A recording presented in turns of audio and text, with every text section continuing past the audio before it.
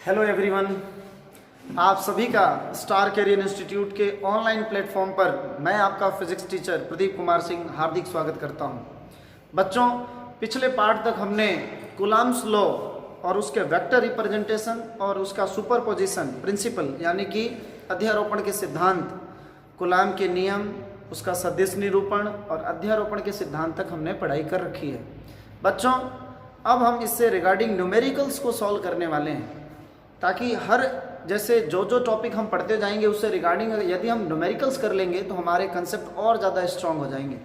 तो बच्चों, आज के पार्ट्स में हम लोग न्यूमेरिकल सॉल्व करने वाले हैं। यदि आपको किसी भी न्यूमेरिकल में जो कि आपके टेक्स्ट बुक में हो या जो भी आप टेक्स्ट बुक जैसे अपने फाउंडेशन यानी पीएमटी और जेई के एग्ज़ाम के लिए प्रीफर कर रहे हो, तो बच्चों मैं आपको आज व्हाट्सअप नंबर अपना दे देता हूं, जिसमें आपको अगर प्रॉब्लम्स आती हैं किसी भी न्यूमेरिकल में तो आप उसमें ज़रूर सेंड करें, ताकि आपके जो भी प्रॉब्लम्स हैं, जो भी आपके डाउट्स आते हैं उसको सॉल्व किया जा सके। तो बच्चों, मेरा व्हाट्सअप नंबर है स्टार कैरियर इंस्टीट्यूट का जो व्हाट्सअप नंबर है बच्चों 8058441498, ये आप राइट डाउन कर लें। यदि आप व्हाट्सएप ग्रुप से क्लास 12th के नहीं जुड़े हैं तो आप यहाँ पे मैसेज करके अपने कॉन्टैक्ट नंबर को, आप मोबाइल नंबर को आप यहाँ पर ऐड भी करवा सकते हैं। तो चलिए बच्चों, आज की हम लोग अपनी पढ़ाई स्टार्ट करते हैं। फर्स्ट क्वेश्चन है बच्चों, what is the amount of positive and negative charge in 1 cup of water, यानी लगभग 1 कप पानी के अंदर लगभग 250 ग्राम अमाउंट यहाँ पर दिया हुआ है। यानी ये बोल रहा है बच्चों कि कप ऑफ वाटर यानी 1 कप पानी है, यानी 1 कप जल पानी है जो कि 250 ग्राम है। उसके अंदर कितनी क्वांटिटी है बच्चों? 250 ग्राम जो पानी है कप के अंदर, उसमें कितनी मात्रा में, कितनी अमाउंट में पॉजिटिव और नेगेटिव चार्ज यानी कि धनात्मक और ऋणात्मक आवेश होंगे। तो एक बार तो देखने में ऐसे लग रहा है कोई डाटा नहीं दिया हुआ, लेकिन ध्यान देते हैं इस पे। जो जल होता है बच्चों, उसका केमिकल फॉर्मूला आप सुने होंगे H2O, यानी जल को हम अगर बात करें तो क्या लिख सकते हैं बच्चों? H2O लिख सकते हैं। अब एक मॉलिक्यूल H2O है तो क्या क्या गिवन है, पहले बच्चों न्यूमेरिकल सॉल्व करने से पहले जो गिवन होता है, जो दिया गया रहता है, उसको राइट डाउन कर लेते हैं। तो क्या क्या राइट डाउन कर लेते हैं बच्चों? मास ऑफ वाटर क्या दे रखा है? 250 ग्राम दे रखा है। अब जो जल है बच्चों, उसका अणु भार निकाल लेते हैं, molecular weight.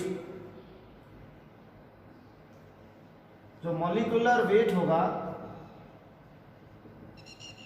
Of H2O molecule, यानी H2O का अणु भार, जो एक अणु होगा उसका अणु भार क्या होगा, मॉलिक्यूलर वेट क्या होगा बच्चों? तो हाइड्रोजन का 1 होता है तो 1 × 2 क्या हो जाएगा? 2 प्लस ऑक्सीजन का क्या होता है बच्चों? 16, तो ये हो जाएगा अपना 18।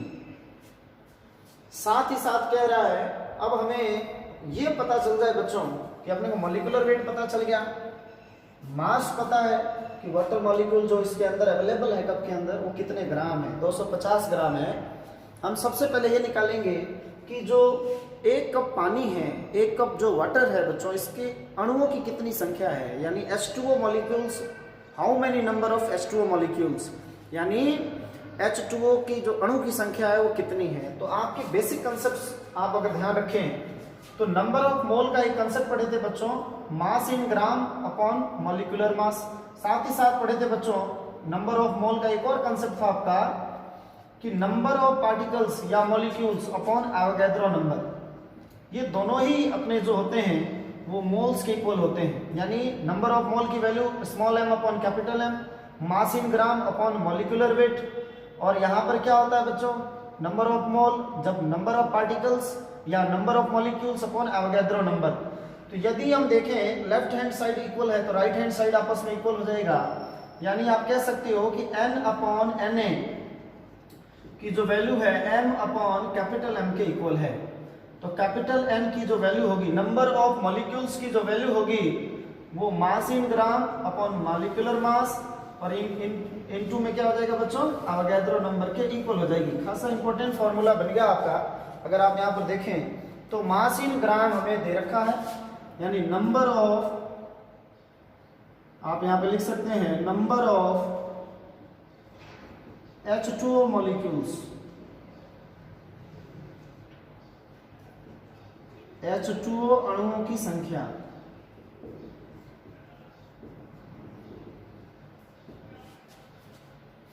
ये बेसिक कंसेप्ट आप राइट डाउन कर लिए होंगे, तो आप देख सकते हैं अगर डायरेक्टली यहाँ पे मैं लिखता तो शायद आपके कंसेप्ट क्लियर ना होते। अब हमने यहाँ पे देख लिया कि क्या होगा बच्चों, mass in gram upon molecular mass into Avogadro number.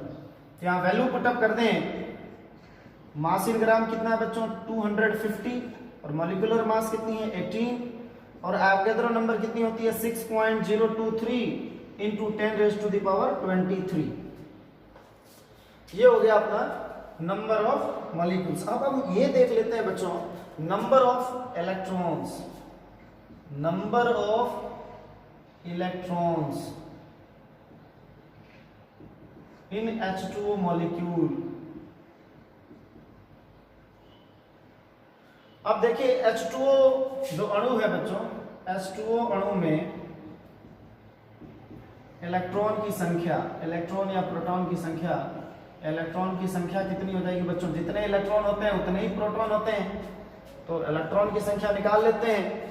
Hydrogen के अंदर 1 होता है तो 2 हाइड्रोजन मॉलिक्यूल्स, 2 यहाँ पर हाइड्रोजन एटम है तो क्या हो जाएगा 2 इलेक्ट्रॉन्स।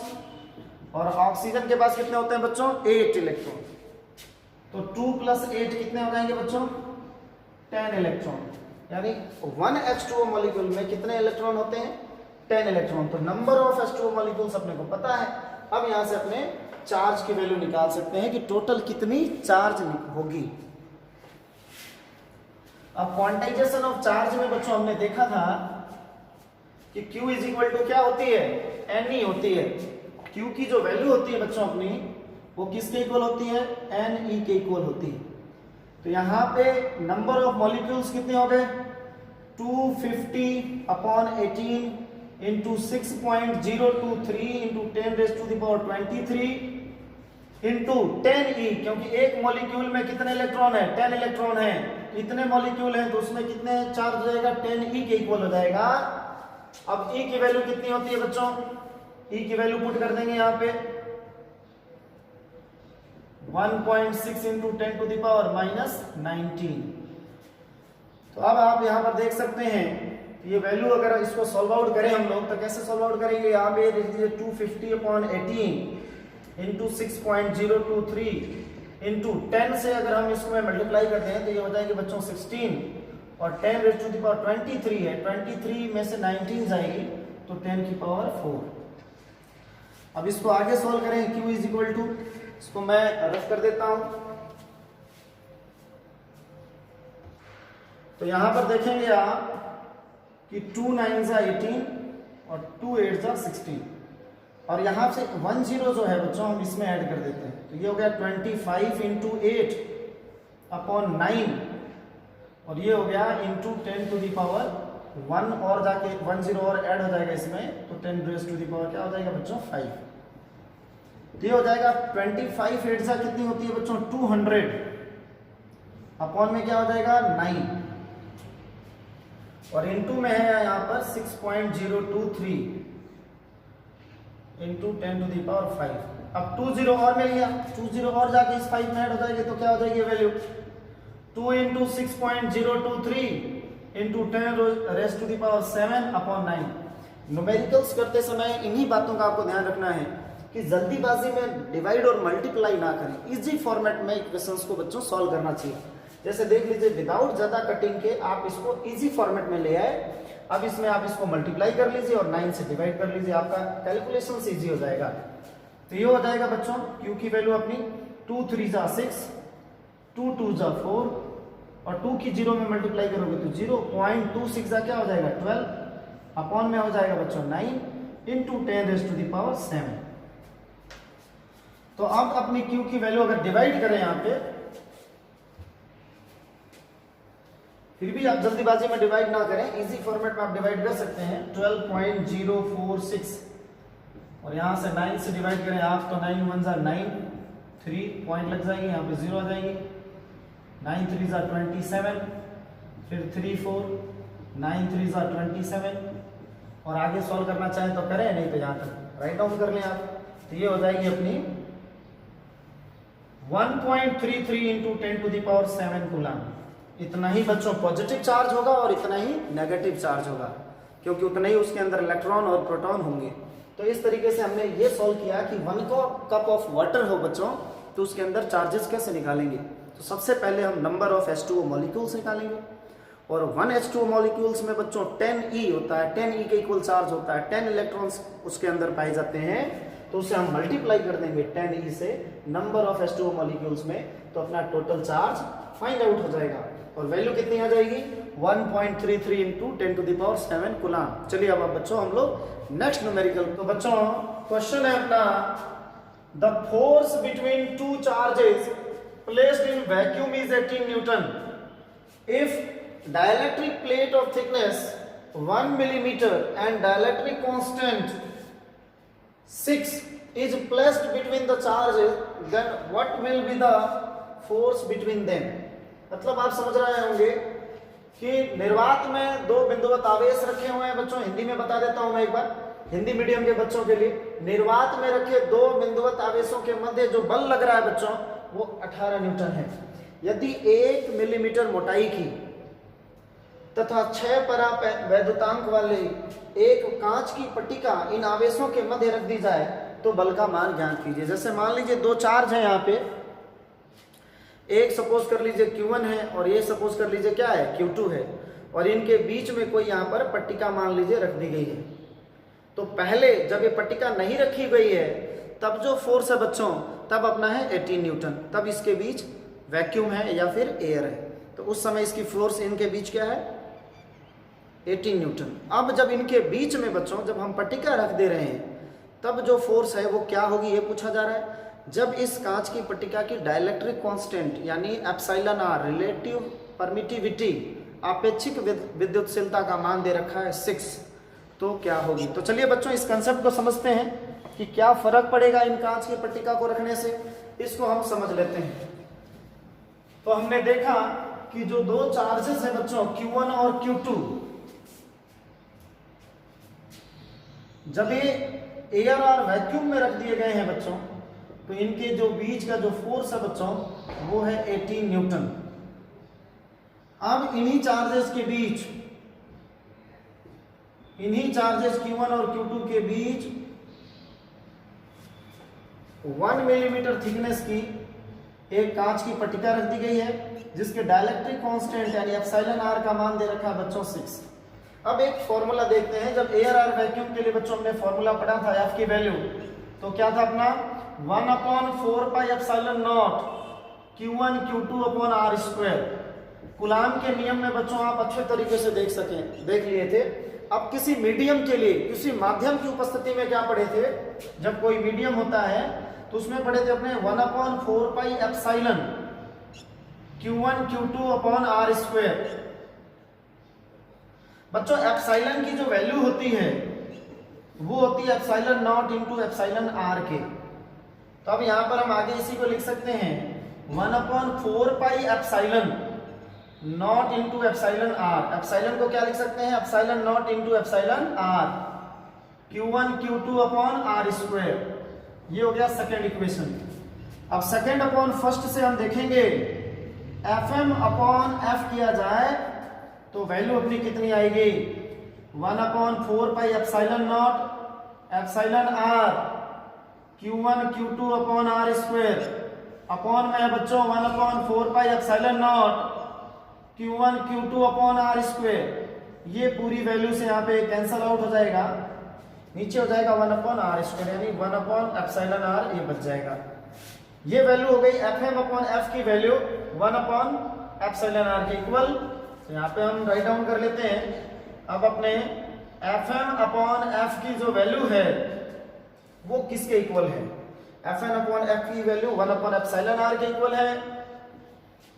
तो यहां से Fm की वैल्यू क्या हो जाएगी, ये नीचे वाला F कहां चला जाएगा 1 से मल्टीप्लाई होकर के ऊपर F अपॉन एप्सिलॉन R। तो बच्चों F की वैल्यू दे क्या रखा है, जब एयर और वैक्यूम में चार्ज है उनके बीच का फोर्स कितना है 18 न्यूटन है। तो यहाँ पर रख देंगे वैल्यू बच्चों 18। और जब मीडियम हम रख दे रहे हैं डाइलेक्ट्रिक कांस्टेंट की वैल्यू कितनी है, परावैद्युतांक का मान कितना है 6 है, तो यहाँ पे वैल्यू 6 से डिवाइड कर दें तो 6 1 जा 6, 6 3 जा 18 यानी Fm जब वो कांच रख देंगे तो फोर्स हो जाएगा बच्चों 3 न्यूटन के इक्वल। यहां से कंसेप्ट भी बन के आ रहा है जिस पे आपको गौर कर लेना चाहिए कि यदि एयर आर वैक्यूम में है, यदि कोई चार्ज उसमें जो फोर्स लग रहा है वो 1/ε टाइम्स होता है किसी मीडियम में, यानी जितनी डाइलेक्ट्रिक कांस्टेंट की वैल्यू है अगर उस वैल्यू से हम लोग उस फोर्स में डिवाइड कर दें बच्चों तो हमें किसी मीडियम में फोर्स फाइंड आउट हो जाएगी। ये फॉर्मूला आप डायरेक्टली भी लगा सकते थे और ये मैंने आपको एक्सप्लेनेशन बताया कि कैसे ये फॉर्मूला हमें मिला है, नहीं तो हम डायरेक्टली 18 में हम डिवाइड कर देते डाइलेक्ट्रिक कांस्टेंट से फॉर्मूला रख के अपना वैल्यू सॉल्व हो जाता, लेकिन ये कैसे फाइंड आउट किया गया है ये एक्सप्लेनेशन आपको इस क्वेश्चन में मिल गया। तो बच्चों चलिए अब नेक्स्ट क्वेश्चन की तरफ आगे बढ़। तीसरा क्वेश्चन देखते हैं। 2 charges 9e and 4e are situated at a distance of small r apart. Where should be placed a third charge q on the line joining the 2 charges so that it may remain in equilibrium? यानी इन दोनों charges 9e और 4e के बीच एक third charge, जैसे मान लीजिए ये 9e है और ये सपोज कर लीजिए 4e है, इनको मिलाने वाली एक लाइन समझ लेते हैं ये है, ठीक है, इनके बीच मिलाने वाली लाइन है सपोज कर लीजिए ये, इनके बीच एक अनदर चार्ज, जैसे इनके बीच में एक अनदर चार्ज मान लीजिए इसको कहां पर हम रख दें ताकि इस पर जो नेट फोर्स है वो 0 रहे, इक्विलिब्रियम रहे, और इसकी लोकेशन बतानी है कि इस चार्ज से कितनी दूर होगी और इस चार्ज से कितनी दूर होगी। किसी भी एक लोकेशन को बता देंगे तो अपने को फाइंड आउट हो जाएगा। तो आप लोगों को ये देख लिया आप लोगों ने कि 9e तथा 4e बिंदु आवेश परस्पर r दूरी पर क्या है बच्चों स्थित है, एक दूसरे के बीच की दूरी r दे दिया है। एक अन्य आवेश q दोनों आवेशों को मिलाने वाली रेखा पर कहां रखें कि वह संतुलन में रहे। तो चलिए देख लेते हैं बच्चों, इस क्वेश्चन को सॉल्व करते हैं।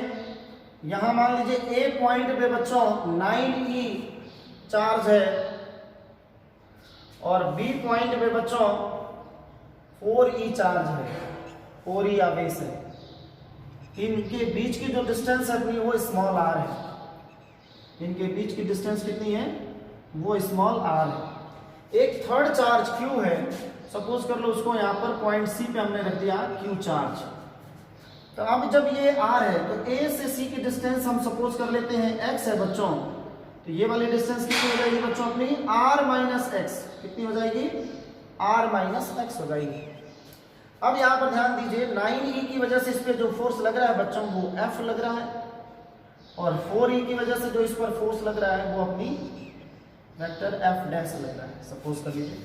ये दोनों ही फोर्स बच्चों डायरेक्शन में तो अलग अलग हैं बट मैग्नीट्यूड में सेम होंगे क्योंकि इक्विलिब्रियम में है चार्ज। इक्विलिब्रियम में है मींस इस पर जो फोर्स लग रहा है, टोटल जो फोर्स लग रहा है बच्चों F प्लस F डैश लग रहा है वो 0 के इक्वल है। यहां से जो F की वैल्यू होगी वो माइनस F डैश के इक्वल हो जाएगी। यहां पर इन मैग्नीट्यूड अगर हम बच्चों परिमाण ले लें तो परिमाण में क्या हो जाएगी बच्चों वेक्टर F की वैल्यू वेक्टर F डैश के इक्वल हो जाएगी। यहां पर वेक्टर साइन हट जाएगा, F की वैल्यू F डैश इक्वल हो जाएगी। क्यों? क्योंकि दोनों की डायरेक्शन एक दूसरे से अपोजिट है लेकिन मैग्नीट्यूड सेम है। तो चलिए अब देख लेते हैं कि इन दोनों के बीच फोर्स क्या होगा। इन दोनों के बीच फोर्स क्या होगा, इन दोनों, इसकी वजह से फोर्स इधर लग रहा है, उसकी वैल्यू F है तो F की वैल्यू कितनी है बच्चों 1/4 पाई एप्सिलॉन नॉट। Q1 की वैल्यू कितनी है, आप लोग कूलॉम का नियम पढ़ चुके हो, 1/4 pi epsilon not Q1 Q2 upon क्या होता है बच्चों R स्क्वायर के इक्वल होता है 1/4 pi epsilon not Q1 Q2 upon R square. अब इसी फॉर्मूले में वैल्यू रखेंगे F is equal to 1/4 pi epsilon not. Q1 की वैल्यू कितना रख देंगे बच्चों 9e, Q2 की वैल्यू क्या हो जाएगी अपनी Q अपॉन R स्क्वायर यानी x स्क्वायर। ये हो जाएगी इक्वेशन नंबर अपनी फर्स्ट। अब इक्वेशन सेकंड के लिए अब इन दोनों के बीच फोर्स कितना लगेगा, इसकी वजह से फोर्स F डैश है तो F डैश की वैल्यू हो जाएगी बच्चों 1/4 पाई एप्सिलॉन नॉट। ये क्या हो जाएगा बच्चों 4e Q1 और फिर Q2 है Q अपॉन, अब ये हो जाएगा बच्चों r माइनस एक्स का होल स्क्वायर, ये हो जाएगा इक्वेशन नंबर सेकेंड। दोनों ही आपस में इक्वल है तो इस इक्वेशन से आप कर सकते हैं। ये मान लीजिए इक्वेशन नंबर ऑफ फर्स्ट, इसको कर लीजिए सेकेंड, इसको कर लीजिए थर्ड। तो from first second and third इस वैल्यूज को इसमें पुट कर दीजिए। इन दोनों ही वैल्यूज को पुट करेंगे, ऊपर सॉल्व कर लेते हैं हम लोग।